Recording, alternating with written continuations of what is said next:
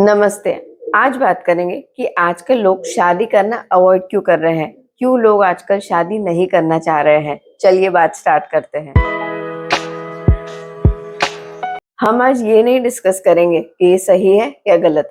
हम बस ये डिस्कस करेंगे, हम ये समझने की कोशिश करेंगे कि लोग ऐसे डिसीजंस क्यों ले रहे हैं। क्या रीजन है लोगों के ऐसे डिसीजंस लेने का। फर्स्ट रीजन है करियर और फाइनेंशियल स्टेबिलिटी का प्रेशर। आजकल कई लोगों को ये क्लैरिटी है कि पहले उन्हें पढ़ाई करनी है, फिर उन्हें उनका करियर बनाना है, फिर उन्हें फाइनेंशियली स्टेबल होना है और उसके बाद में ही शादी करनी है। क्योंकि शादी एक इमोशनल रिस्पॉन्सिबिलिटी के साथ साथ में एक फाइनेंशियल जिम्मेदारी भी होती है। इसीलिए जब तक आजकल लोग फाइनेंशियली स्टेबल नहीं हो जाते हैं तब तक लोग आजकल शादी नहीं करते हैं। और अगर लोगों को ऐसा लगता है कि शादी के बाद में उनके खर्चे ही खर्चे होंगे, फैमिली बढ़ेगी, बहुत सारी ऐसी चीजें होती है जो सिंगल रहने पे लोगों को नहीं खर्चे करने पड़ते हैं, वो खर्चे शादी के बाद में बढ़ जाते हैं।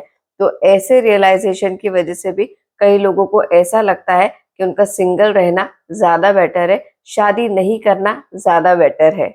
कई लोगों को ऐसा लगता है कि हम खुद अकेले ही इस इनकम में अच्छे से सरवाइव नहीं कर पा रहे हैं, तो सेम इनकम में पूरी फैमिली का सर्वाइवल हम कैसे इंश्योर कर पाएंगे। लोगों को ऐसा लगता है कि अगर उनके खर्चे ज्यादा होते गए और अगर उनकी इनकम इतनी नहीं बढ़ी तो उनके साथ साथ में उनकी फैमिली भी प्रेशर में रहेगी, उनकी फैमिली भी अच्छे से नहीं सरवाइव कर पाएगी और इसीलिए कई लोग शादी करना अवॉइड कर रहे हैं। सेकेंड रीजन है फ्रीडम और पर्सनल स्पेस की नीड। आजकल लोग फ्रीडम, इंडिविजुअलिटी और पर्सनल स्पेस को बहुत ज्यादा इंपॉर्टेंस देने लगे हैं। सबको अच्छे से पता है कि शादी के बाद में ना लोगों को कॉम्प्रोमाइज और एडजस्टमेंट करने ही पड़ते हैं, क्योंकि बिना कॉम्प्रोमाइज और एडजस्टमेंट के शादी का अच्छे से टिकना, शादी का टिकना पॉसिबल है ही नहीं। और क्योंकि आजकल लड़के और लड़कियां दोनों ही कमाते हैं, दोनों ही फाइनेंशियली इंडिपेंडेंट होते हैं, तो उन्हें लॉजिकल नहीं लगता है किसी के साथ में कॉम्प्रोमाइज या एडजस्ट करना। उन्हें कोई नीड नहीं लगती है किसी के साथ में एडजस्ट करने की। लोगों को ये लगता है कि कंटिन्यूस एडजस्टमेंट करने से, किसी को बार बार आंसर्स देने से, किसी की एक्सपेक्टेशंस बार बार पूरी करने से, किसी और की खुशी के लिए अपनी खुशी को बार बार मानने से लाइफ में ना सफोकेशन आ जाती है और इसीलिए कई लोग शादी करना आजकल अवॉइड कर रहे हैं। थर्ड रीजन है फेल्ड मैरिजेस और डिवोर्स का डर। इस रीजन के बारे में ज्यादा बातें नहीं होती है, पर कहीं ना कहीं यही सबसे बड़ा रीजन बनता जा रहा है। आए दिन किसी न किसी के डिवोर्स की न्यूज ना आती रहती है। जो कपल्स सोशल मीडिया पे ऐसे दिखाते हैं कि उनका रिलेशनशिप परफेक्ट है, उनकी लाइफ में बहुत खुशियां हैं, उनके रिलेशनशिप में प्यार, ट्रस्ट और अंडरस्टैंडिंग है, सडनली अचानक से ऐसे कपल्स की भी डिवोर्स की न्यूज आ जाती है। आजकल रिलेशनशिप जितनी जल्दी स्टार्ट हो जाते हैं उससे भी ज्यादा जल्दी खत्म हो जाते हैं। बहुत शादियां फेल हो रही है। इंडिया में डिवोर्स केसेस बढ़ते जा रहे हैं और डिवोर्स के डर से ही, फेल्ड मैरिजेस के डर से ही लोग शादी नहीं करना बेटर डिसीजन समझ रहे हैं।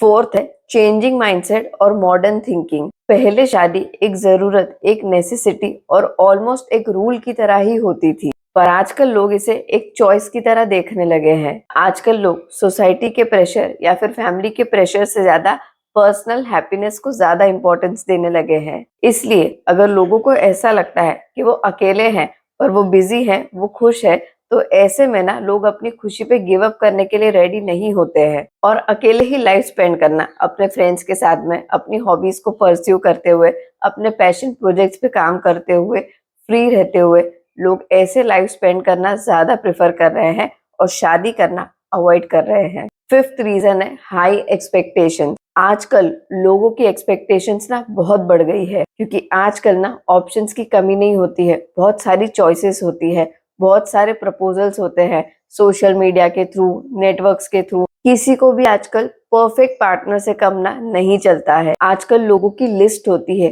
क्राइटेरियाज होते हैं और जो हर तरीके से उनके स्टैंडर्ड का नहीं होता है उससे लोग शादी करना पसंद नहीं करते हैं। जो उनकी लिस्ट की हर क्राइटेरिया को फुलफिल करे ना, लोग उसी से शादी करना पसंद करते हैं। और अगर उन्हें उनका परफेक्ट पार्टनर नहीं मिलता है तो किसी से भी शादी करने की बजाय लोग अकेले रहना ना ज्यादा प्रेफर करते हैं। एंड में मैं आपके साथ में एक इम्पोर्टेंट फैक्ट शेयर करूंगी कि जापान की गवर्नमेंट खुद कई सारे इनिशिएटिव्स ले रही है।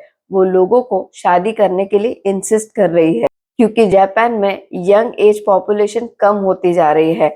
वहाँ का बर्थ रेट कम होता जा रहा है। आप खुद सोचिए, शादियाँ किसी भी इकोनॉमी, किसी भी कंट्री के लिए कितनी इम्पोर्टेंट होगी, जो कोई गवर्नमेंट खुद इन्वॉल्व हो रही है और लोगों को शादी करने के लिए रिक्वेस्ट कर रही है। ये वीडियो एंड तक देखने के लिए दिल से धन्यवाद। आप खुश रहिए, अपना और अपनी फैमिली का बहुत ध्यान रखिए। जय हिंद।